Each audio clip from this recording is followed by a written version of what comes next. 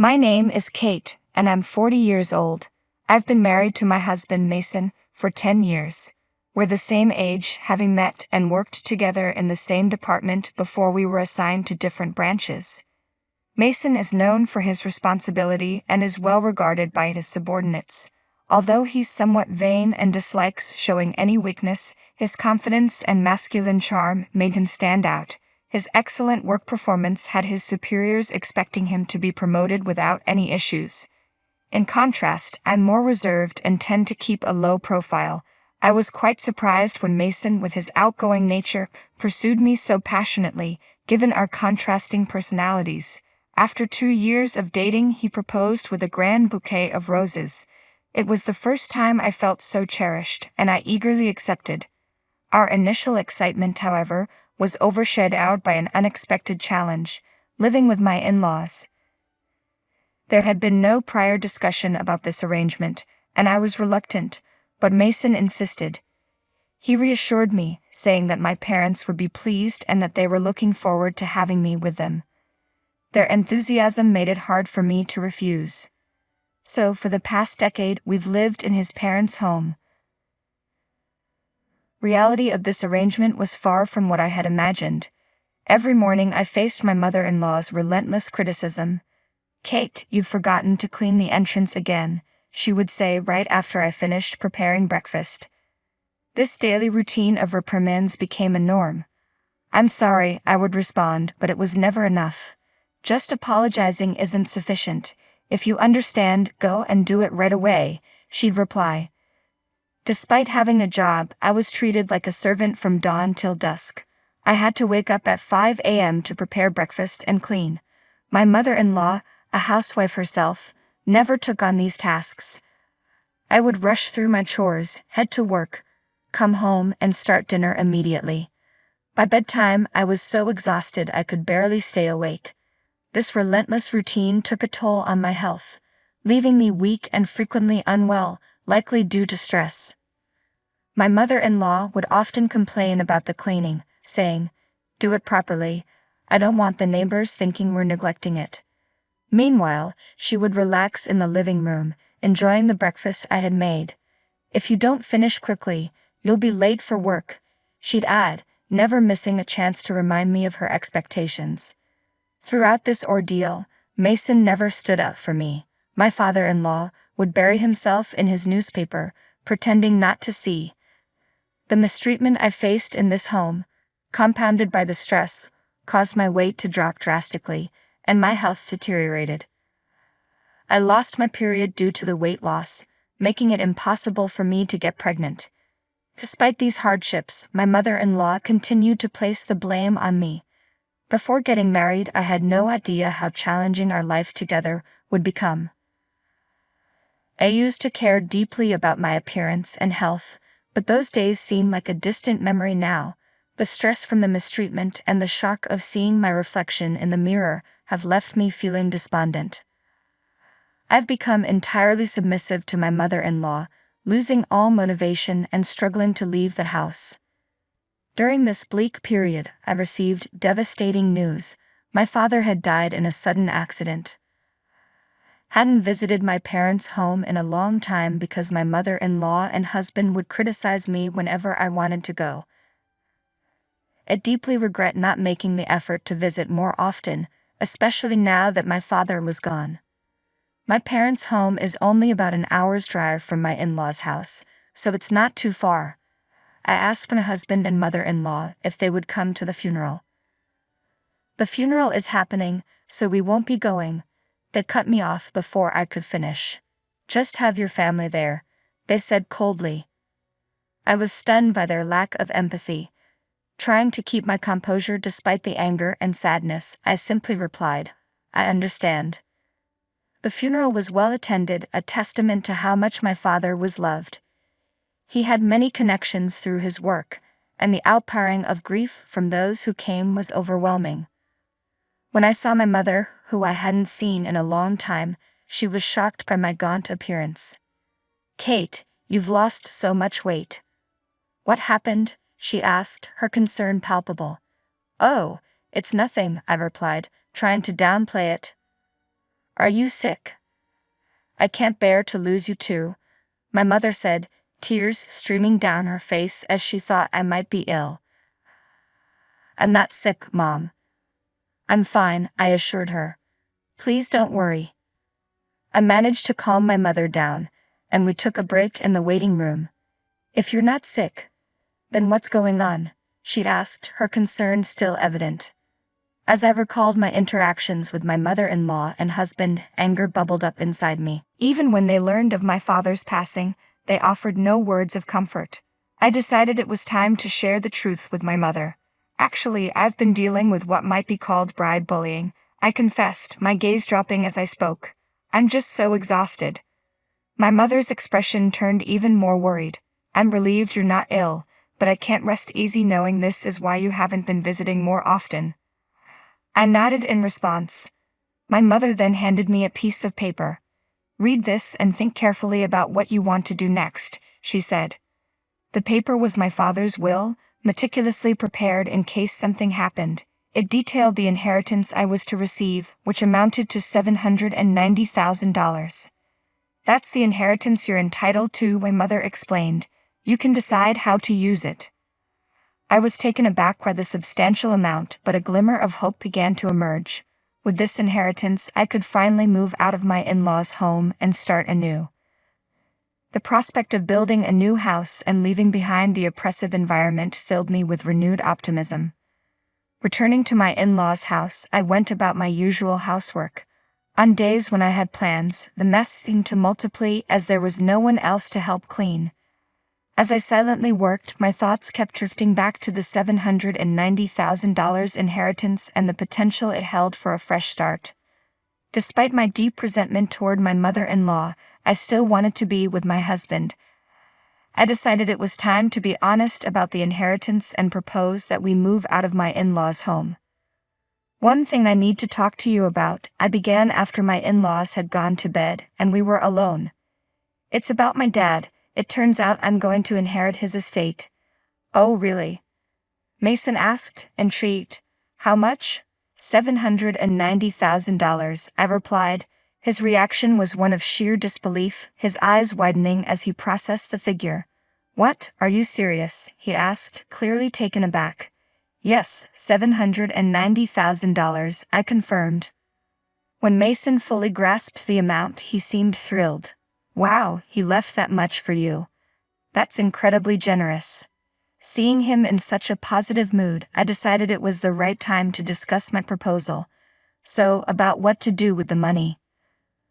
But before I could finish, he interrupted with something utterly shocking. We need to transfer that money to my mom's bank account right away. I was stunned, unable to process his words. It sounded so absurd I initially thought he was joking. Wait, why? I inherited it, so that doesn't seem right, I said with a laugh, trying to make sense of his request. Mason's face grew serious, and he slammed his hand on the table. What kind of nonsense are you talking about? A wife's money belongs to her mother-in-law. His words were so outlandish that I wondered if he even realized how ridiculous he sounded. As I looked into his serious eyes, fear began to creep in. I'm sorry, I said, feeling a chill. I don't quite understand what you're saying, I said, feeling overwhelmed. All I wanted was to discuss the possibility of building a house for us. Instead, Mason was trying to claim my inheritance as his mother's property. That night, I was so shocked I couldn't sleep. The next morning, as I prepared breakfast, Mason and my mother-in-law confronted me with angry expressions.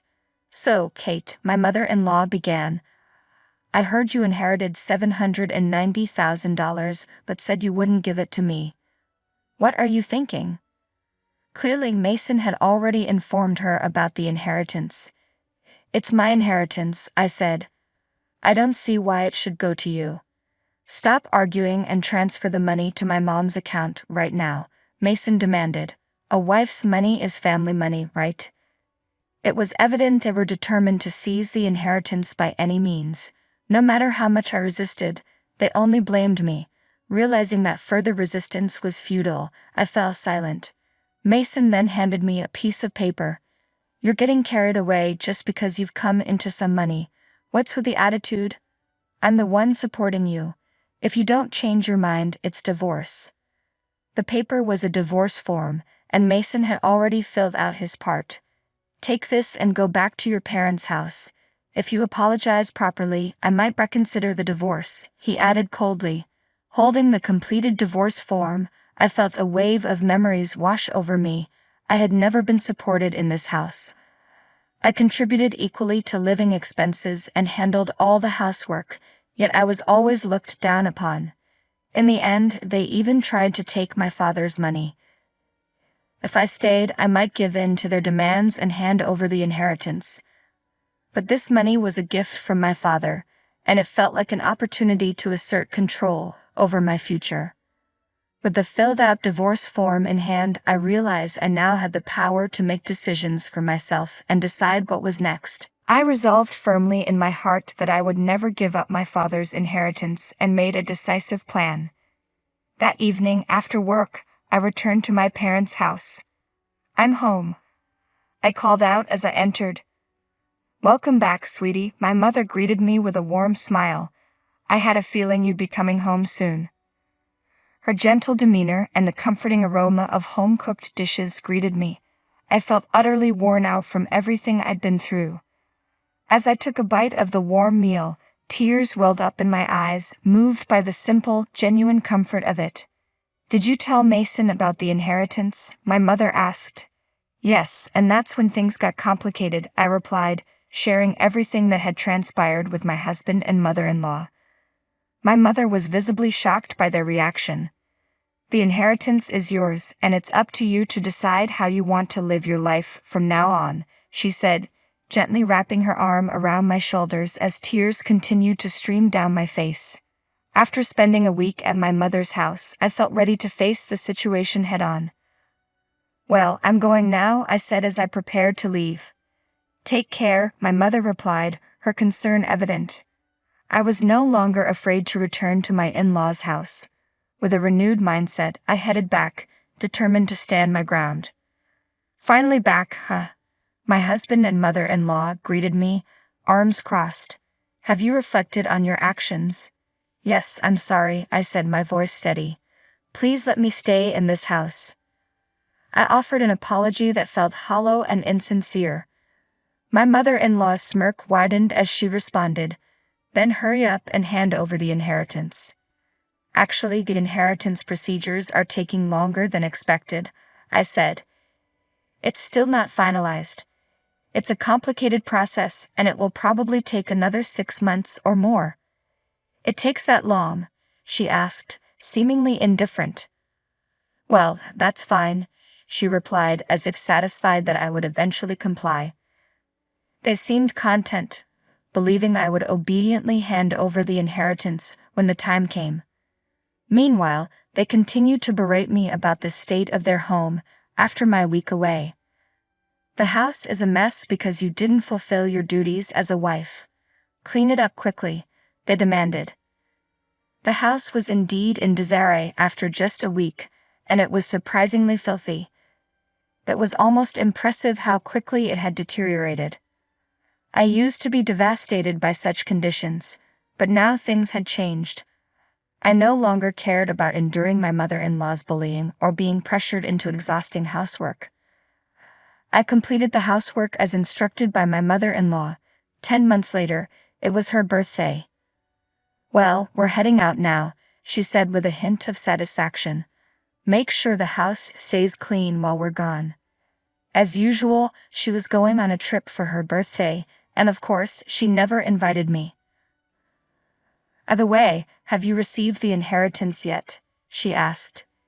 "It's supposed to arrive today," I replied. "Well, that's perfect. That $790,000 is a present for my mom. Make sure to transfer it to her account before we get back." I knew the inheritance wouldn't conveniently arrive on her birthday, and my husband could see through my lie. I didn't respond, only smiled and said, "Take care and have a safe trip."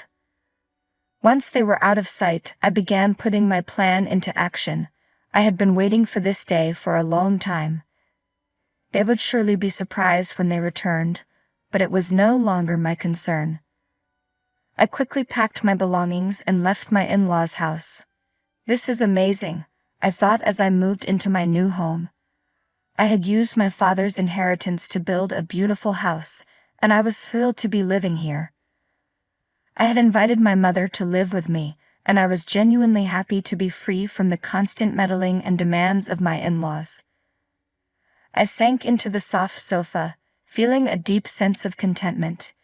Today was a celebration of our new home. With my mother, we had hired a chef and enjoyed a luxurious day together. The next evening, my phone rang. It was my husband. "Hey, what's going on?" he asked, confusion evident in his voice. He was puzzled as to why all my belongings were gone when they returned home. "I won't be coming back, so goodbye," I said firmly. I tried to hang up, not wanting to engage further, but my mother-in-law's furious voice blared through the phone. "What the hell do you think you're doing? Where are you now?" "I can't tell you that," I replied, trying to stay calm. "You told me to clean the house, so I packed up my things." "This isn't funny." "And you still haven't transferred the inheritance," she continued, her voice rising. "How many times do I have to say that a daughter-in-law's money is mine?" "I'm single now," I said, deliberately cold. "I'm divorced, remember?" There was a stunned silence on the other end of the line. I could almost picture her speechless, her anger momentarily silenced.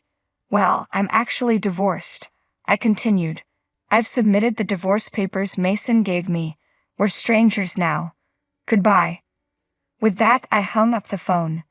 The thought of my mother-in-law's shocked reaction made me burst into laughter. I felt a tremendous weight lift off my shoulders now that I was completely free from their influence. In the following days, my ex-husband called me repeatedly. Whenever I had the chance, I would answer the phone just to let his abusive comments wash over me. I recorded every call from start to finish. I decided to take the recordings to the police. Harassment from an ex-spouse isn't uncommon, and they would issue a warning before things got worse. Fortunately, the police acted swiftly and went to my former in-law's house to issue a warning. For my image-conscious ex-in-laws, having the police show up was a significant blow. To make matters worse, one of my ex-husband's subordinates, who lived nearby, witnessed the police visit. Given my ex's prominence at his company, the news spread quickly, and his discontented colleagues began embellishing the story, spreading negative rumors about him. Eventually, the gossip reached my own department. "I heard the police came," someone mentioned casually. "Yeah, I'm divorced now," I said, raising my voice slightly so the gossip-loving employees could hear. The bullying from my mother-in-law and my ex's abusive words were just too much. The story quickly spread, reaching even my ex-husband's boss, who later confronted him about the growing number of bad rumors circulating. "What's this I hear about you?" his boss asked, clearly aware of the situation. "Have no patience for men who can't cherish their wives." Given the damaging rumors swirling around, our reputation had taken a hit, so I decided it was time for a major change. The transfer order I arranged for my ex-husband was severe. It sent him to a branch office notorious for its poor performance. The area was so isolated it was almost like a landlocked island, completely devoid of entertainment or amenities. The message was clear: the transfer meant the end of any future opportunities for advancement. Everything he had worked for would now be in ruins. He had no choice but to accept the transfer and relocate to the remote countryside. As for my ex-mother-in-law, she was devastated by the collapse of her son's reputation and the upheaval of their lives. She withdrew from society completely and eventually fell into a deep depression. Her condition deteriorated further, showing signs of dementia and causing disturbances at home. My ex-father-in-law did his best to care for his ailing wife, even though she was no longer related to me. It was a testament to the enduring bonds of family, despite the circumstances. The consequences of their ongoing harassment had come full circle, and I felt a sense of justice seeing them face the repercussions. Now my mother and I are thriving in our new home. We've even taken up gardening in our spacious yard, a hobby that has brought a new joy to our lives. I never would have discovered such a fulfilling pastime if I had still been living under that oppressive roof. My health, once compromised by stress, has improved remarkably, and I feel truly happy and liberated from my ex-in-laws.